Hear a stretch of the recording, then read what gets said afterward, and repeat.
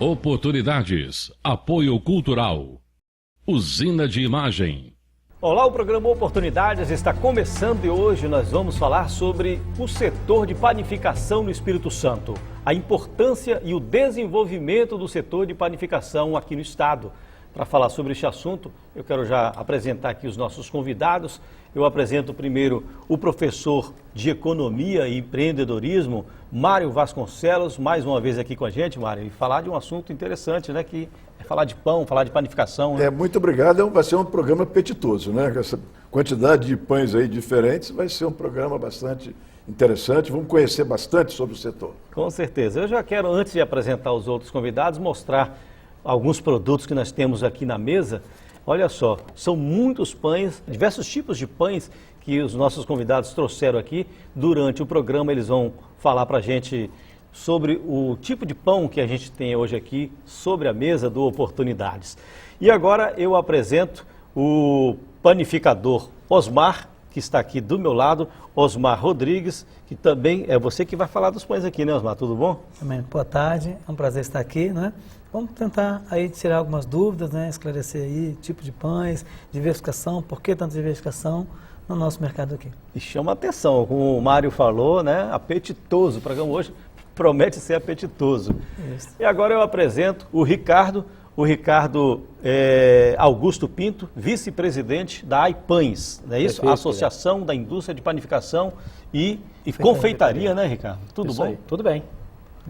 Tem muito assunto para falar sobre panificação. Né? O setor de padaria é fantástico, né? A gente sempre está motivado com muita coisa nova, muita novidade, e o comércio motiva a gente. Quem gosta de comércio, quem gosta desse relacionamento, se identifica muito com o setor de panificação. Tá certo. Daqui a pouco, então, o Ricardo, o Osmar e o Mário, eles vão falar para a gente sobre o que acontece nesse setor, o que tem de bom e quais são as dificuldades também do setor de panificação no Espírito Santo. O programa Oportunidades já está no ar.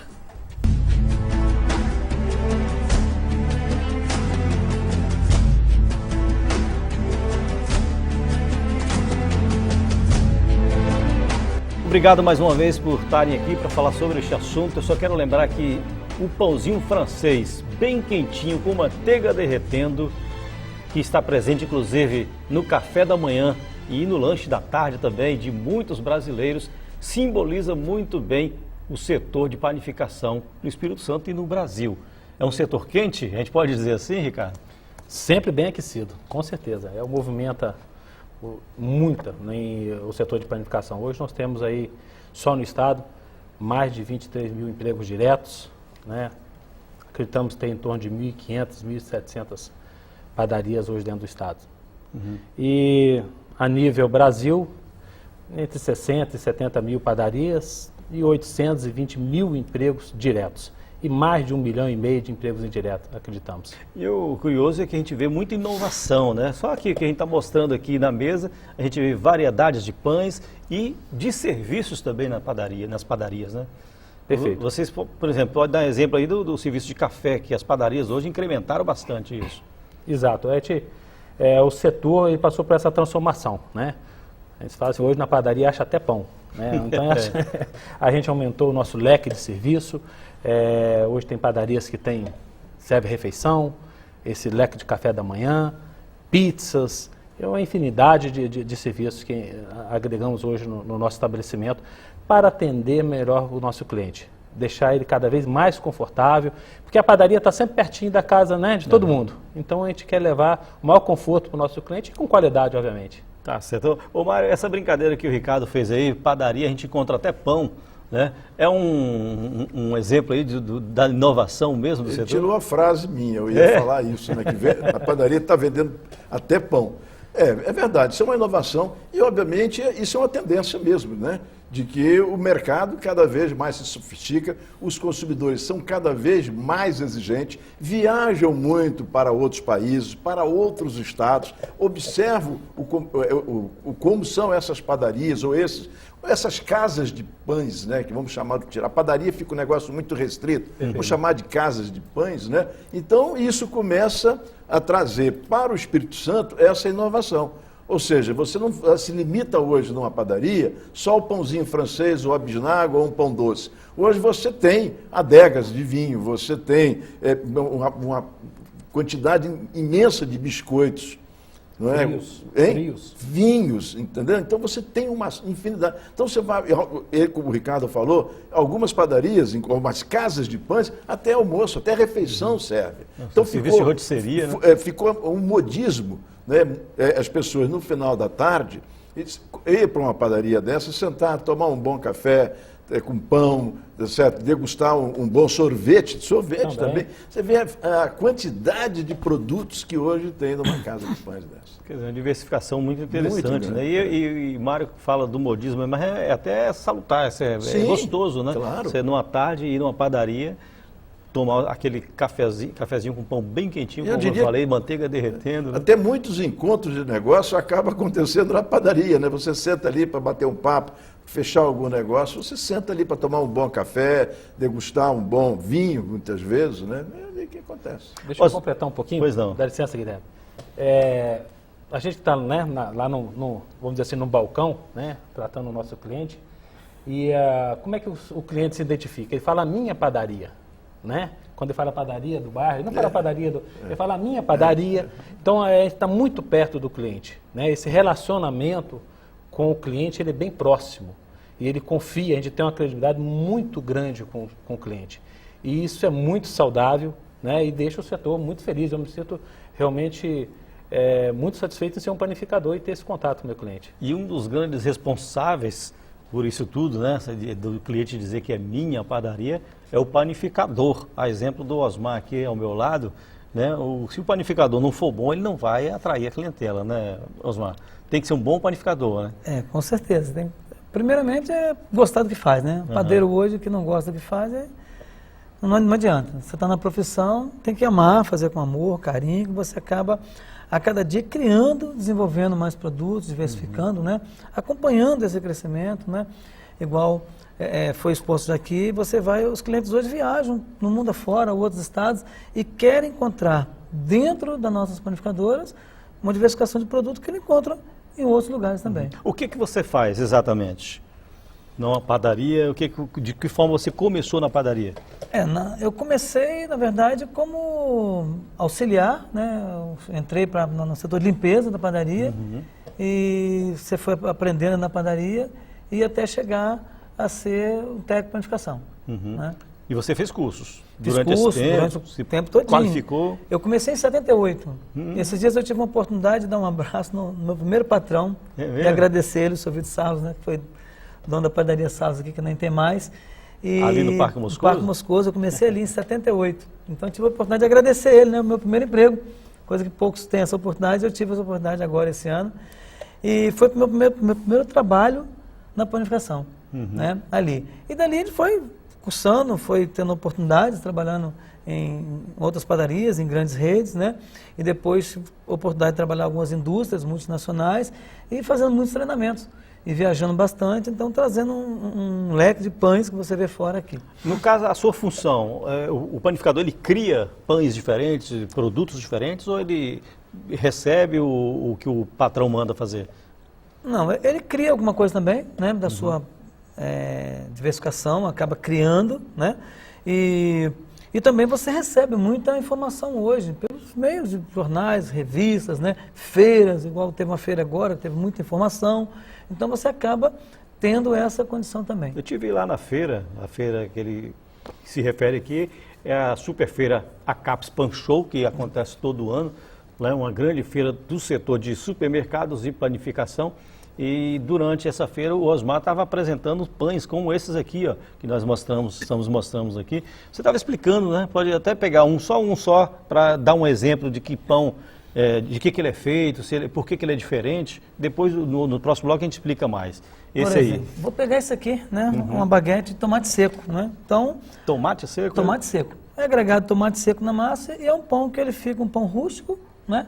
Com características de uma baguete francesa, um pão semi-italiano, né?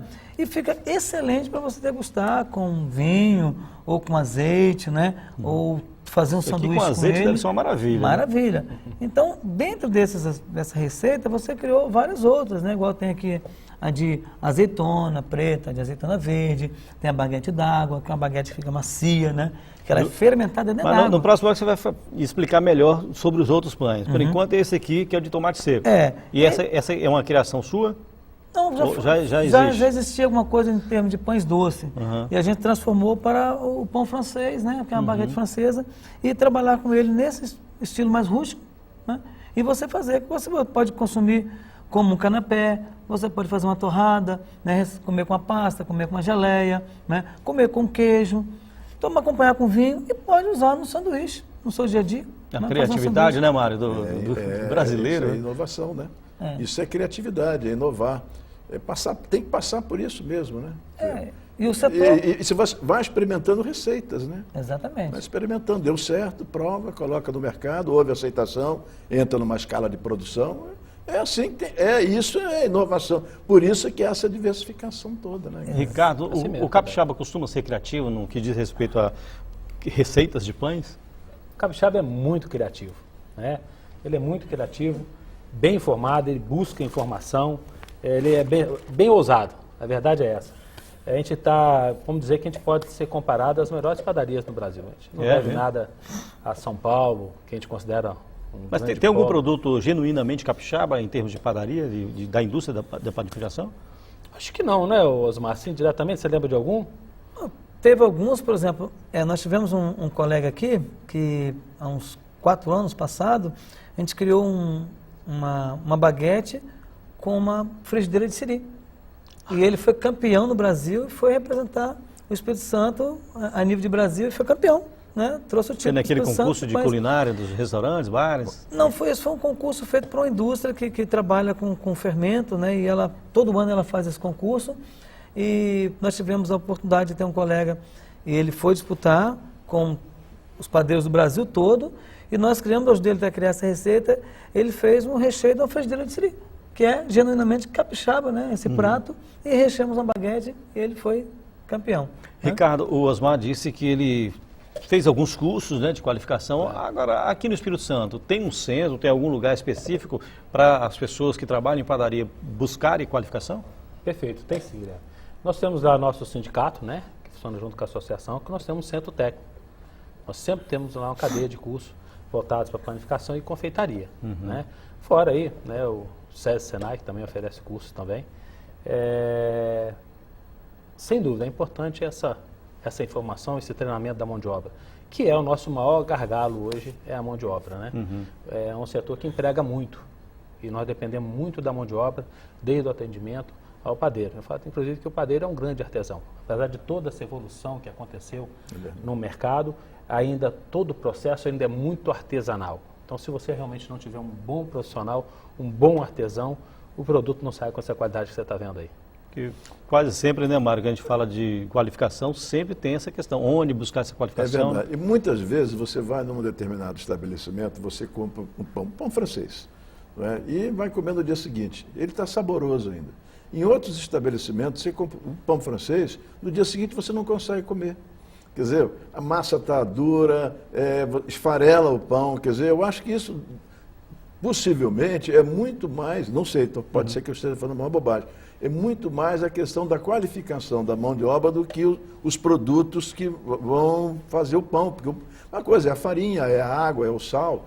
Eu acho que é muito mais a manipulação, né? Quer dizer, isso aí entra a mão de obra que faz com que o pão de uma padaria, mesmo com 2 dias, o pão ainda está gostoso, macio, você pode comer, bota no forno, ele fica como se tivesse saído do forno naquele momento. Às vezes o pão dormido é até melhor um pouco. É verdade, entendeu? É verdade. Então, eu acho que isso que o Ricardo falou, acho que isso é uma técnica que a gente está sempre batendo com relação à qualidade da nossa mão de obra, né? Quer dizer, melhorar, principalmente nesses setores intensivos de mão de obra, como é o caso da padaria. Vamos fazer o seguinte, eu vou pedir para o Ricardo e o Osmar responder esse questionamento, né, que também é um questionamento meu e do telespectador, por que algumas padarias oferecem pães com a massa melhor que a outra, isso é da mão de obra, isso é do produto que eles estão usando. Da máquina, no próximo bloco, ou da máquina, né? No próximo bloco vocês vão responder, tirar essa dúvida da gente aí. Vamos fazer nosso primeiro intervalo, daqui a pouco a gente volta, até já.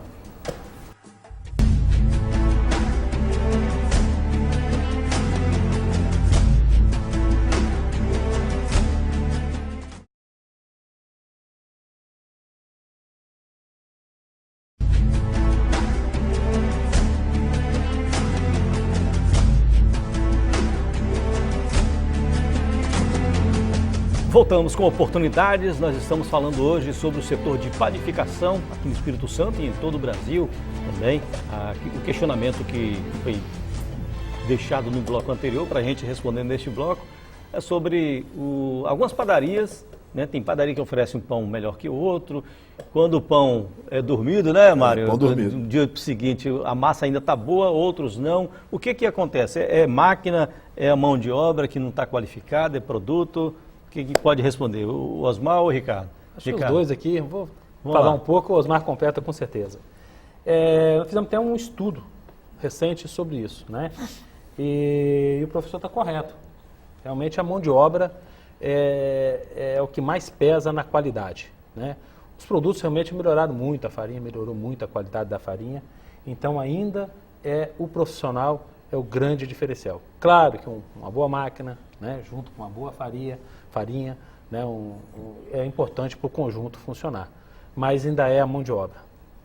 Osmar, a mão de obra, Concordo, concorda? Mário, mesmo assim, sem entender profundamente de como manipular, respondeu certo. Você tem hoje a mão de obra, a falta de qualificação, né? É uma das grandes vilões disso aí, mas também matérias-primas. Hoje você tem padarias aí, a gente teve alguns debates esses dias atrás, nesse mês passado aí, sobre, às vezes o pessoal questionando muito o preço, né? Mas você tem farinha aí de 30% de diferença de preço, porque é uma farinha mais qualificada para você trabalhar principalmente com esse tipo de massas especiais, como o pão francês, porque tem cliente que pensa que o pão francês é o mais simples de fazer, o mais difícil de fazer o pão francês. É mesmo? A gente fala que é um pão sem maquiagem. Você pega um pão doce, você maquia ele, fica bonito, bota lá fora, né? É verdade. Você pinta com gema, bota uns cremes, bota recheios, fica maravilhoso. Agora o pão francês não, mas você diretou ele, forneou, e se faltar um vapor na hora de assar, você compromete a qualidade. Então ele depende muito da mão de obra. Esse é um produto que mais depende da mão de obra, é o nosso pãozinho francês. Vamos pegar um aqui, Dentro pegar um Isso. pãozinho francês Qualquer aqui. mudança no procedimento, Qualquer ele mudança no muda a sua procedimento. característica. Vou abrir aqui, pode? Isso, pode. Aqui, vamos abrir aqui o pão francês. Olha só, isso aqui quentinho é uma maravilha, hein? Do jeito que está aqui, que não está quente mais, é uma maravilha, imagina ele Por quentinho exemplo, com manteiga. Nós almejamos, Guilherme, um pão francês com cor caramela clara, né? Um pão todo trincadinho igual esse aqui tá, né? Crocante por fora, macio por dentro, né? Um miolo aproximadamente airado, é mais ou menos isso, e uma cor caramela clara. Aí alguns clientes gostam mais branquinho, alguns gostam mais moreninho, né? Isso é uma questão Agora, de cada o que que cliente. faz a casca ficar durinha, mais torradinha, outros não? Aí é o forneamento, é o forno, é na hora de você assar um pão, você dá um vapor, né? O forno Porque tem um uma vapor de vez que qualidade, o trigo aumentou de temperatura. preço, que a gente vai discutir isso aqui também durante o programa, quando o trigo aumentou de preço, lá na Argentina que vocês compram mais, né? Perfeito. Eu lembro que houve um consumidor sugeriu trocar o trigo por outro produto que não seja trigo. Aí um padeiro explicou que não ia ter essa casca durinha, essa torradinha, que é o trigo que faz isso, né? O trigo faz isso. Você tem nenhum cereal você consegue fazer pão porque só o trigo contém glúten com quantidade e qualidade que você precisa para desenvolver uma massa, principalmente da nossa característica do nosso pãozinho francês, que é o pão mais consumido ainda nas panificadoras. Então, quer dizer, se você pega ele aqui e tem uma matéria-prima boa, aí você tem um profissional que trabalha com amor, que trabalha correto, você tem utensílios, equipamentos, né? Característicos isso aí você tem uma qualidade final boa. Mas se falta qualquer uma dessas três coisas aí, principalmente se for a mão de obra de má qualidade, aí você está em risco, como o Mário reclamou aí, sabiamente, coisa que diferente. chega no outro dia você não consegue comer um Deixa eu pão. fazer uma Pois pergunta. não, Mário. Eu tenho uma filha que mora nos Estados Unidos, em Miami. Lá tem por costume vender, e aqui eu acho que tem um estabelecimento que faz isso. Vende um pão francês pré-assado ou pré-cozido e congela ele. Sim. Aí vem congelado. Então você compra o pacote desse pão e aí bota no congelador e no dia que você vai comer, você tira, coloca no forno. É igual tivesse saído do forno naquele momento. Isso é viável aqui, do ponto de vista econômico? É viável isso ou não é? Porque muitas vezes a pessoa vai à padaria não só para comprar o pão, mas ele vai comprar o pó de café, ele vai comprar um presunto, ele vai comprar o queijo.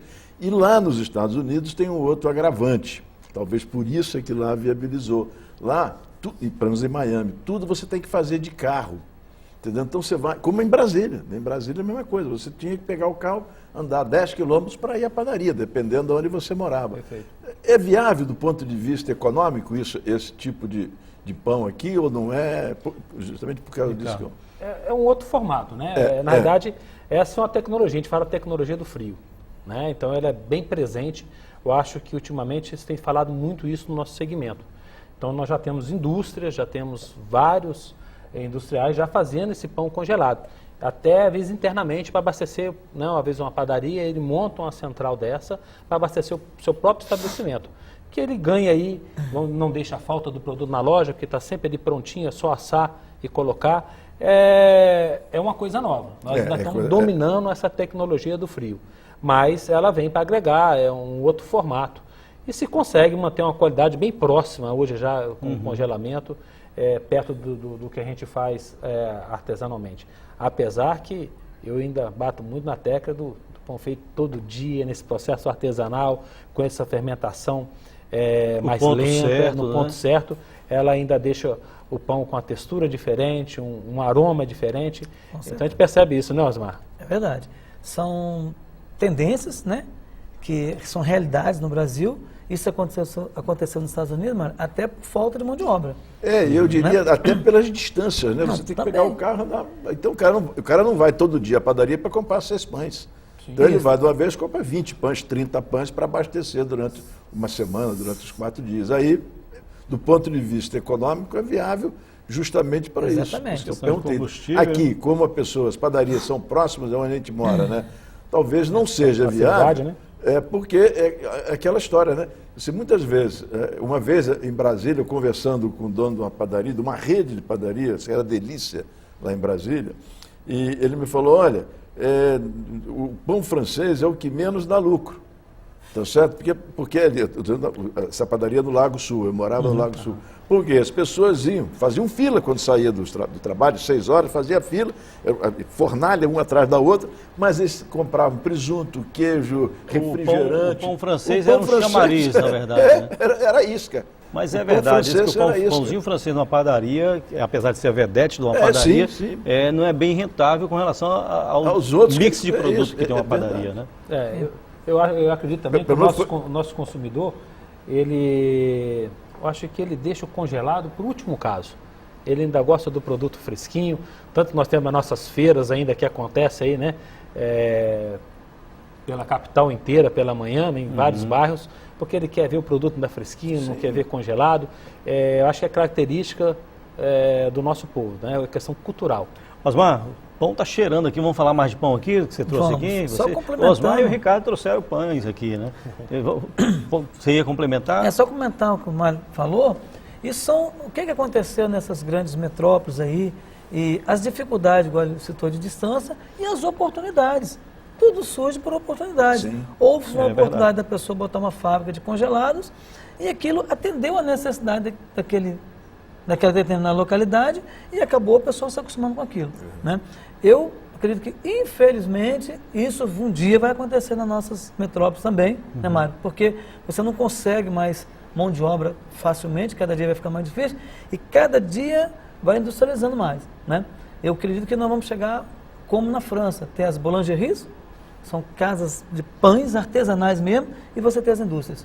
Mas você vai ter qualificações, vai ter selos de qualificações para diferenciar essas casas. Como já tem no café, já tem outros produtos. Isso aí.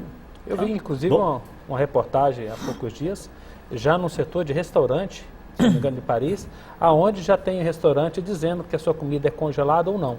Quer dizer, o cliente já quer essa informação, que ele quer saber se a comida que ele vai consumir, ela vem no processo de congelamento ou é feita realmente na hora. Vamos aproveitar o Osmar mais uma vez aqui para falar de pão, as variedades de pães que tem aqui, por exemplo, na mesa, Osmar. Esse aqui, ó, posso pegar aqui? Pode. Esse aqui, bem diferente também, é o que esse aqui? Essa é uma baguete francesa, tem que virar assim para o integral, né, com gergelim preto. Então você tem aí uma quantia de farinha integral na massa dela, né, para que possa a pessoa que não quer o pãozinho francês, que é um pão diferenciado, um pão integral, poder consumir um sanduíche ou nos outros formatos que a gente expôs também aqui com qualquer outro tipo desses produtos. Né? E esse aqui? Esse aí já está com farinha integral e azeitona preta, né? Ela está com azeitona preta? Azeitona preta no meio dela, né? Dá um aroma, um sabor diferenciado. Tem um cheiro... Esse pão levou cerveja na massa. E Como é que é? Esse pão levou cerveja na massa cerveja, também. É mesmo? levando cerveja. Substituir uma água por cerveja. Isso. Então, quer dizer, você faz, você brinca, né? Aham. Como esse aqui substitui a água por vinho. E você faz uma baguete Aquele lá, de vinho. vamos mostrar aquele... Vamos mostrar Tem aqui um pão agora. feito com vinho aqui, então, na mesa? Exatamente. Essa aqui, além de você fazer ele com vinho, a totalidade Vira da assim. massa dele de vinho, né? Todo o líquido que esse pão levou foi vinho, e ainda tem as castanhas, Quer nozes. dizer, no lugar da água, vocês colocaram vinho. Vinho. Ainda leva uma castanha noz, que é benéfica à saúde também, né? É muito gostosa, saborosa, você faz uma combinação boa, né? Então, é a terroir, né? Que é uma chamada a baguete O de branco aí é castanha. o que mesmo? Aqui é só para decoração. Decoração, mas né? é o um quê? amido. Amido, Amido né? de milho. Amido de milho para você fazer uma Na decoração. Europa eles usam acabamento. muito esse amido, né? Por cima do pão. Usam, isso, usam amidos, Eu né? não vejo Em pão geral. francês igual a gente tem aqui. É só esse pãozinho francês, apesar do nome. É brasileiro mesmo? É bem brasileiro? É bem brasileiro, que no mundo inteiro tem outros tipos de pães, né? Eu tenho um amigo meu que ele veio agora de Portugal e falou, mas tem alguma coisa lá muito dura que a gente aqui brasileiro não consegue comer. Isso É verdade. Mas é cultura, é característica, né? Porque Ele é meio cascudo lá fora, né? Trabalho com muitas farinhas integrais, né? Então as farinhas integrais elas têm essas características, né? O brasileiro pouca população ainda, uma quantidade bem pequena da população que gostam desses pães rústicos, né? Esses pães, apesar de eles serem muito mais saudáveis, ser muito mais naturais, né? E farinhas integrais que fazem muito melhor para a nossa saúde, nosso organismo. Então, aqui não se consome ainda. Deveria se consumir muito mais. O que está sendo consumido muito são esses pãezinhos franceses integrais, né? Integral. Já está tomando, né? Que é o pão de fibra, né? O francês de fibra, né? Com fibras. Esse já pegou, eu vejo Já muita pegou. gente procurando. Você já né? tem aí, tem padaria que consegue 10, 15% do seu movimento nesse pãezinho de fibra. Mas não é um pequeno número ainda, assim, pensar em cada 100 pãezinhos, você consumir 15 desse aqui, 20, ainda é muito pouco ainda, né?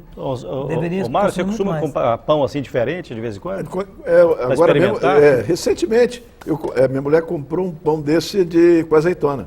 Semana passada. É mesmo? Realmente uma delícia, né? É muito gostoso. Agora, uma coisa que eu queria perguntar. Se fala muito, né?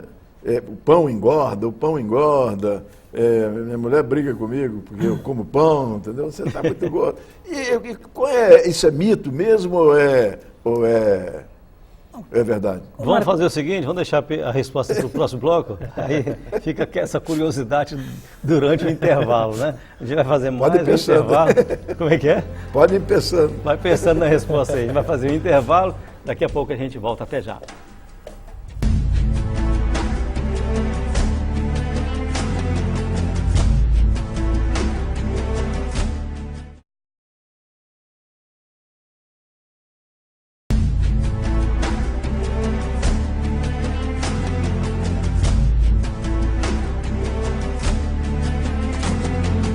Estamos de volta com oportunidades falando sobre pão, mais especificamente sobre panificação aqui no Espírito Santo. Setor rico, né, e com muita variedade de produtos. É um mix de produto, é mais parecido com um mercado hoje. As padarias são parecidas com um grande mercadinho, né?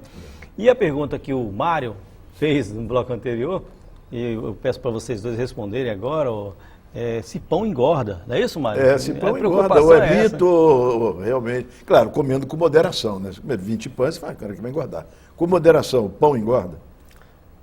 Eu acho que é mito. Não tenho certeza, porque hoje se você for conversar com a nutricionista, ela vai te indicar o pão na sua dieta, com certeza. Né? Ele faz parte daquela cadeia. Né? Claro que todos os alimentos daquela cadeia têm a sua média diária. Né? E o pão é super importante naquela cadeia. Eu acho que, inclusive, acho que é a base da cadeia, acho que é o pão. O pão está incluído ali.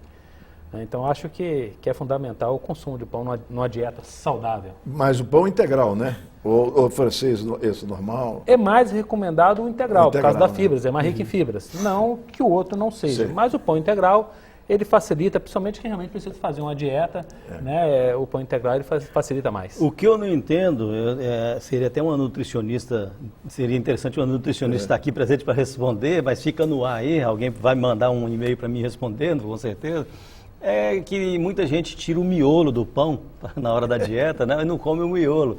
Sendo que o Osmar falou no bloco anterior aí que o pão é trigo, água e sal. Né? Tudo é trigo ali. Não é melhor comer só metade, com o miolo e tudo? Porque às vezes a pessoa tira, né? Porque ele fica mais compacto. Porque a casca e o miolo é o mesmo produto. É a mesma coisa. produto, Só está mesma consumindo coisa. menos. Você às vezes tem a parte da casca mais crocante ali, a pessoa às vezes para com menos juízo um pouquinho, fazer menos, né? Mas eu acho que é muito mais, o miolo engorda. O miolo engorda. Psicologicamente engorda. Eu vejo assim, o pão em si, ele é carboidrato, né? Você tem a farinha, você tem carboidrato. Nós sabemos que todo carboidrato que você consome em excesso, ele vai se transformar em açúcar. Então ele passa a ser uma coisa calórica, teoricamente, né? Mas o arroz, o macarrão, o feijão, todos os produtos também têm carboidrato. Então se você comer moderadamente, né? E nós brasileiros consumimos menos da metade de pão que uma argentina. E você vê, a Argentina não é um país de obesos.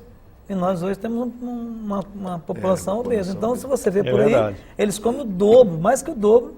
Né, isso estatisticamente é mesmo? Estatisticamente mais que o dobro. Os chilenos comem mais que o dobro. Sim. E você vê, por exemplo, países igual os Estados Unidos, com obesos, Brasil, já com a clientela, um grande número de pessoas obesas. Então, não é o trigo, o trigo não seria o vilão disso aí, né, Mário? Eu fiz uma brincadeira no bloco anterior sobre o pãozinho francês. Eu gostaria até de saber se vocês têm uma resposta a essa indagação. Esse termo, pão francês, veio de onde? Porque lá não tem esse tipo de pão que nós consumimos aqui. Exato. A informação que tem, Guilherme, é o seguinte, que na época do Império, Dom Pedro I, trouxe um padeiro francês para fazer o pão aqui no Brasil. E esse padeiro desenvolveu esse pão nesse formato. E aí ficou o pão do francês que caiu no gosto da população e virou o pão francês. Que interessante. É a história que eu tenho. É uma história que não, tem, o segundo é verídico. A informação que eu tenho é que realmente a história é essa aí. Talvez com alguns mais detalhes, mas panetone, né? Pão do Tony. Exatamente. Então, o pão francês não foi diferente. As padarias têm muitas histórias, né? Pão do Tony, pão do panetone, pão francês. Marta Rocha. Né? Marta Rocha. Como é que é o Marta Rocha? Marta Rocha é um produto com creme, com coco, né? Um creme que você faz um creme. Foi homenagem à Marta Rocha? Se for homenagem a ela, se quer fazer um pão bonito, né? Quando ela macio, bonito, apetitoso. Apetitoso, né? Então tem baguete, Josefina, né? Então você tem uma série de pães aí que... A pizza margarita, né? A pizza margarita, é verdade. Dá nome a algumas pessoas fazem algumas homenagens, né? Mas esse pão grande aí, hein? É o que esse? Esse é o famoso italiano, né? O pão italiano.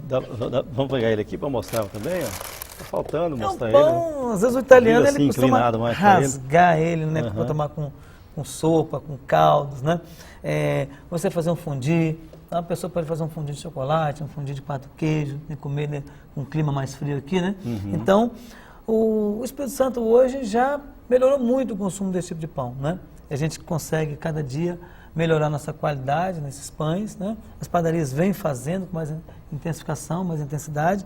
Então, vem se comercializando mais esse tipo de pão, né?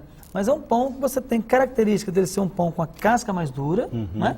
E um miolo mais compacto também, a massa um pouco mais, tá vendo? Ó? É um pão que já foi assado de manhã e ainda continua crocante. Então, essa é a característica desse pão. Os italianos colocavam esse pão na mesa aí, você vê alguns filmes, algumas novelas, né? É verdade. Azeite, vinho, sopa, né? Pegava com a mão mesmo. Isso, com a mão mesmo rasgava. E você pode usar eles também, muito utilizado hoje nas nossas mesas aí, como até decoração, você enche eles com a pasta, né? A pessoa vai se servindo com as pastas. Você corta também para fazer algum tipo de sanduíche, né? Fatia para fazer a famosa brusqueta, né? Que é um prato bem legal também de entradas, né? Verdade. Você tem aí. Então, hoje é um pão muito utilizado. E saboroso, né? É um pão que você pode pegar ele aqui daqui uma semana e consumir ele que ainda está... É mesmo? Com sabor perfeito, macio, né? Se você tirar essa parte central aqui, você pode servir um caldo, uma sopa aqui dentro dele. E aí você vai... A casca segura. Você vai comendo, inclusive, um miolo, vai degustando um miolo, com caldo ou com a sopa que estiver servida ali, e além de ficar chique, né? E pão doce? Vamos falar um pouquinho do pão doce. Você não trouxe nenhum pão doce aqui não, né? Não. O pão doce é feito com leite?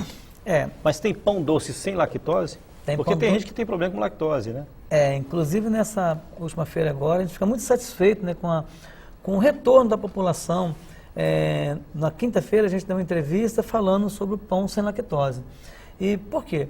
Você tem hoje pessoas aí, principalmente criança, fase de criança, quando é uma adulta, a pessoa chegou na fase adulta, ela se corrige e vai ter alguma substância que ela não pode ingerir, ela vai saber. Mas a criança é a grande necessidade. Tem um de desejo, Você tem desejo de comer o pão e não pode comer o leite, né? Tem suas tolerâncias, não pode. Então, a gente já vem há algum tempo fazendo nas padarias e teve a oportunidade de fazer na feira agora. Interessante que teve pessoas lá que foram na feira à noite. Professor, eu vim aqui hoje para te cumprimentar, te parabenizar, te elogiar por essa iniciativa de fazer. Por quê? Crianças que não podem tomar o leite. Não pode nem ver, se Você comer, criou o pão passar sem mal. lactose. O pão sem lactose. Você vem fazendo pão, o bolo sem lactose, você substitui a parte de gordura, né, a parte de margarinas, por margarinas que não contêm lactose, né? Margarina de canola, margarina de milho, de algodão, outros tipos de gorduras que você tem. As tradicionais contêm leite, você tem algumas marcas que não contêm leite, né? Então, isso substitui o líquido, o leite, ou o leite em pó, o leite natura, por leite de soja. Então, o que a gente está fazendo? Está colocando o 100% da receita de água que levaria por leite de soja. O pão está ficando mais nutricional, o nutricional dele está ficando melhor, muito mais nutritivo e muito mais saboroso, que o leite de soja é um leite saboroso, não é um leite ruim que a pessoa fala às vezes, porque é leite de soja. Não, é gostoso. Gostoso, é um leite saboroso e bem nutritivo. Então, estamos substituindo. E o aspecto não muda tanto. Não né? muda o aspecto, ele fica um pão bem parecido e as crianças adoram, porque que bom. está podendo comer o pãozinho. Que né? bom. Eu queria falar agora do mercado internacional do trigo, pelo menos passar rapidinho sobre essa situação. Como é que está a situação hoje? Está se regularizando, né? Nós ficamos muito tempo sem o trigo argentino, né? A Argentina é o maior fornecedor de trigo para o Brasil. Aí É até bom, antes de você complementar, Ricardo, explicar para o telespectador o quanto de trigo que o Brasil consome de fora e quanto que ele consome daqui de dentro para fazer os pães no Brasil afora. Correto, Guilherme. O levantamento que a gente tem é que 80% do trigo consumido no Brasil, ele é importado. Geralmente não, da Argentina? Sabe? Geralmente da Argentina, uma pequena parte vem dos Estados Unidos, mas a maioria vem da Argentina. 85%? Mais ou menos isso aí. O trigo que nós produzimos, ele, além de ser uma quantidade pequena para abastecer o nosso mercado, ele não é de boa qualidade para o setor de panificação. Isso é um outro agravante, né? A maioria do trigo produzido no Brasil, ele atende o setor de massas, no setor de macarrão, biscoitos e etc., os derivados. Pouco dele vai para o setor de panificação. Às vezes faz um blend do outro que vem de fora, né? Até para ver questão de preço no mercado, tá? Mas nós temos, apesar desse território imenso que o Brasil tem, ainda não somos autossuficientes em trigo. O que falta na lavoura para melhorar o nosso trigo, na sua opinião? Olha, o que eu escuto é muito realmente a questão o trigo é muito importante, a qualidade do solo e a temperatura. Tanto que nós produzimos trigo a nossa maior produção vem no sul, por causa do fator climático, tá certo? E aí tem essa situação da qualidade do solo. O solo ele oferece uma característica específica para o grão de trigo. Na verdade, o grão ele vem com teor de cinza. Então, cada vez mais o miolo do grão é a parte mais nobre, mais clara, e a ponta do grão é a parte mais cinza, vamos dizer assim, mais desvalorizada, né? E o nosso grão, ele peca nisso aí. Por isso a gente consome a maior parte importada ainda da Argentina. Pelo que dá para entender aí, o pãozinho, ou todos os derivados do trigo, né, seriam mais baratos se a gente produzisse um bom trigo, né? Não tenha dúvida. Mas a gente fica muito refém, né, do mercado. Refém. E você, quando pega um país em crise, como está a Argentina, uma das primeiras providências é ela fechar as suas portas, as suas exportações. Consumo só para consumo interno deles lá. Ela vai priorizar o consumo interno. Por isso é que tempos atrás a Argentina colocou uma barreira. Fechou. E o Brasil teve que recorrer ao trigo americano. Quer dizer, aí você tem um frete mais caro e isso vai pesar. O dólar, isso fica também na Argentina, mas fica muito oscilando com relação ao dólar. E o que acontece? O frete encarece e isso passa para a cadeia produtiva. O trigo fica mais caro, o pão fica mais caro, o macarrão fica mais caro, a pizza fica mais cara, justamente por isso. Nós não, como disse o Ricardo, nós não somos autossuficientes, importamos quase 90% daquilo que precisamos. É preciso, talvez, políticas no setor agrário, de modo... E hoje você pode desenvolver tecnologias para aprimorar o solo, né, de modo que você... Eu não sou engenheiro agrônomo, mas eu acho que você tem hoje tecnologias que você pode aprimorar o solo, de modo que produzir trigo com a qualidade semelhante ao da Argentina, ou próxima à qualidade da Argentina. O ruim é ficar refém. Porque aí você fica... Né, mas eu acho que essa situação de ficar refém também, posso estar enganado, Ricardo, isso fez com que o setor alavancasse em termos de criatividade, né? Porque se ficar dependendo só do pão, só do trigo, o setor hoje, a gente já disse logo no início do programa, que virou um grande mercadinho, né? Com padaria, com restaurantes, com cafés, né? Mercadão. Você acha que não foi isso ajudou também, de certa forma? Acho que sim, mas além, né, de se falar que às vezes o pão ainda está caro, ainda é o alimento mais barato que chega na mesa do cliente, perfeito? Ele é o mais acessível e o mais barato ainda, por mais caro que quanto esteja. o quilo do pão hoje? Hoje, a média? em Vitória, está girando em torno de R$10 o quilo, preço médio, né? Você vai achar 9,60 hoje. 9,60, né? E cabem quantos pãezinhos franceses na média? 20 pães. 20 pães. 20 pães. Quilo. Apesar de 50 ser, centavos. apesar de hoje se vender o pão a quilo, Sim. ainda se usa como referência a média de 50 gramas por unidade. Vamos fazer mais um intervalo? Só mais Pois uma não, questão. Mário? Na volta eu pego. Na volta eu passo a palavra para você. Vamos fazer então mais um intervalo. Daqui a pouco a gente volta. Até já.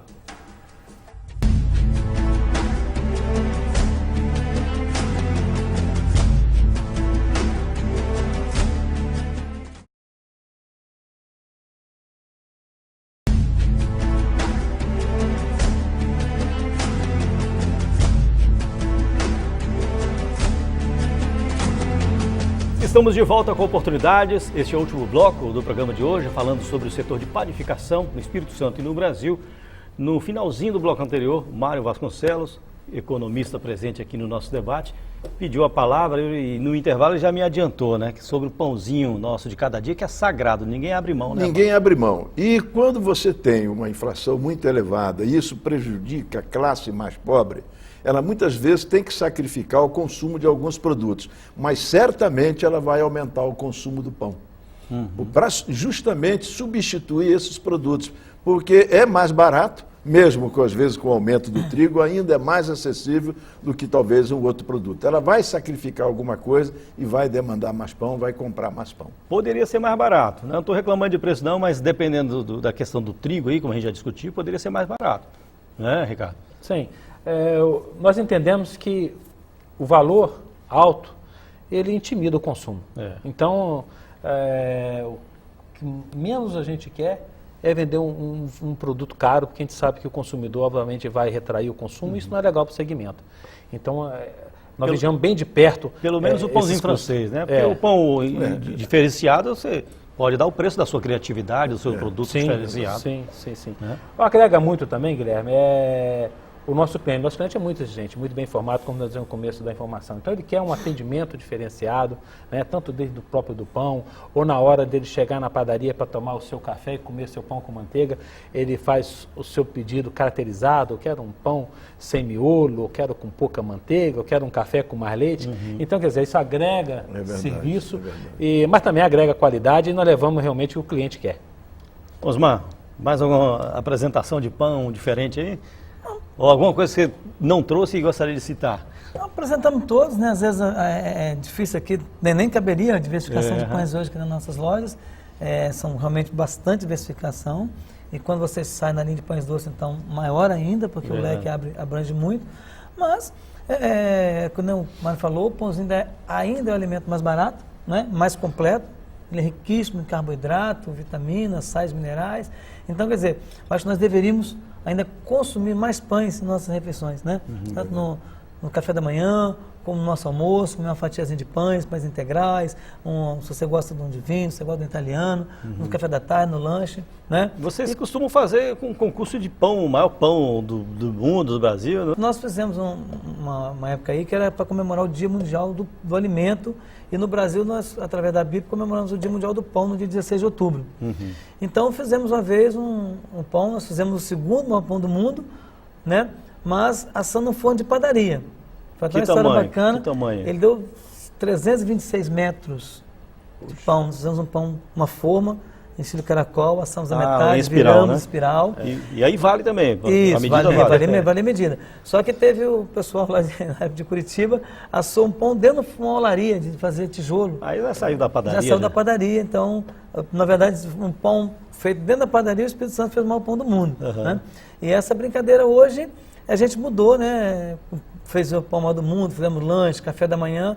Hoje a gente faz, nesse dia 16 de outubro, que vai ser agora, já tem o projeto, nós trocamos pães por PET, né? A população já pode aproveitar o recado, juntando PETs, né, vazio, e óleo de soja Garrafa saturado, PET, né? Garrafa PET. Nós vamos trocar no dia 16 de outubro, vai ter os postos de troca para trocar o pãozinho por PET, por litro de PET. Ou seja, ele está com a PET lá, em vez de jogar no lixo, no meio ambiente, ele entrega lá e recebe no pão. Exatamente. Esse PET, eles são todos reciclados, né? Inclusive já tem aí algumas prefeituras já pegando para levar para as fábricas de vassoura, de produtos reciclados, para reciclar. Né?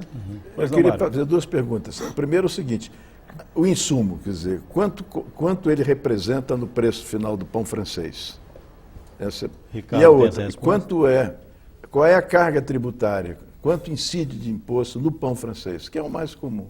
Hoje, o insumo, ele representa, eu acredito, em média, vai depender muito da matéria que você vai usar, em média de 50%. Aí nós temos a situação da energia também, que tem um peso muito grande em cima do nosso produto. Eu acho que é o que mais pesa. E a carga tributária e o imposto que incide? Hoje, nós estamos com a carga tributária, se não me engano, de 7% em cima da cesta básica, né? A do Brasil é 36%, também é baixo, é mais. 7% da cesta? Esses 7% sobre produto. E matéria-prima talvez uns 25%, né, mano? Só matéria-prima uns 25%, 30%. Aí vem os insumos, energia, mão de obra, né? Sim. Mas com certeza, mano, é o produto mais trabalhoso da padaria. É o que... O maior custo da padaria é o pãozinho francês, pelo número que faz, né? E por ser um produto praticamente dentro da padaria artesanal. Deixa eu só tirar uma dúvida com o Ricardo, a gente estava conversando nos bastidores sobre padaria. É indústria ou comércio? O que é exatamente? Bem lembrado, Guilherme, isso é um ponto bastante importante de ser abordado, porque a maioria dos empresários vai abrir, né, sua padaria, ele chega às vezes para o contador, eu quero abrir um comércio, e o contador, acho que pela facilidade, e cadastra esse empresário como comerciante, que tem um número da atividade comercial, que é o CNAE, tá? E coloca ele no comércio. Na realidade, o panificador é indústria, porque a maioria do produto que ele comercializa dentro do seu estabelecimento é fabricado ali, industrializado por ele. Na média, 70% do que uma padaria vende é indústria. Foi produzido por ele. Por isso ele se enquadra no setor de indústria. Mas em termos de benefício fiscal, muda alguma coisa? Na parte fiscal, nem tanto, mas ele passa a fazer parte da Federação da Indústria, né, que é do setor de indústria, onde tem vários benefícios pelo serviço do SESI, SENAI, pela CNI. Então, e às vezes o panificador, esse empresário, não tem essa informação e não goza desses benefícios devido a essa falta de informação. Fica o recado, então, né, para quem quiser, já está pensando em abrir uma padaria aí, em vez de ser comércio, registrar como comércio, registrar como indústria. Perfeito. Né? Bom, nós chegamos ao final do programa de hoje. Eu gostaria que vocês três agora fizessem as últimas considerações sobre o que nós conversamos. Vou pedir para o Osmar iniciar, por favor, Osmar. Muito obrigado, mais uma vez, pela oportunidade. Estaremos sempre à disposição, né, para qualquer esclarecimento, né? É sempre um prazer falar sobre esse alimento tão primordial, não só do capixaba, como do brasileiro em si, né? Um alimento nosso que está em todas as mesas do capixaba, diferencia aquele que você coloca dentro ou não, mas o pãozinho está presente em toda a mesa, né? Ok. Muito obrigado. Eu que agradeço, Osmar, a sua presença aqui, tá? Ricardo, suas últimas considerações, por favor. Bom, também quero agradecer pelo convite, Guilherme, e dizer à população capixaba que hoje ela pode ficar tranquila que ela consome um produto de alta qualidade, que o setor está empenhado em fornecer o que há de melhor no setor de panificação para os seus clientes. É um compromisso do Sindipães e da IPães junto aos nossos clientes. Muito obrigado, Ricardo, mais uma vez pela sua participação aqui. Mário, suas últimas considerações. Bom, parabenizar mais uma vez, Guilherme, você pelo programa, agradecer pelo convite. Falei que era um programa apetitoso, tá aí, né? Aprendemos muito sobre pão, a qualidade do pão, tirou muito aquela impressão de que o pão engorda, não é? Então foi muito positivo, aprendi bastante. Esse programa é muito interessante porque a gente sempre aprende muita coisa. Né? Os nossos convidados também nos ensinam bastante. Então eu queria agradecer mais uma vez essa oportunidade e sempre me colocar à disposição para em outros programas eu também poder participar. Muito obrigado. Ok, eu que agradeço, Mário, pelas suas explanações aqui. Agradeço vocês três pelas explicações a respeito do setor de panificação, um setor rico, gostoso também, né? Cheiroso aqui. Se você soubesse, telespectador, como está um cheiro gostoso de pão aqui no estúdio nesse momento, né? Fazer inveja para o telespectador. Bom, a gente encerra o programa por aqui. Eu agradeço a sua audiência, agradeço mais uma vez as explanações de vocês três aqui. O programa Oportunidade fica por aqui. Semana que vem a gente volta com outro assunto. Até lá!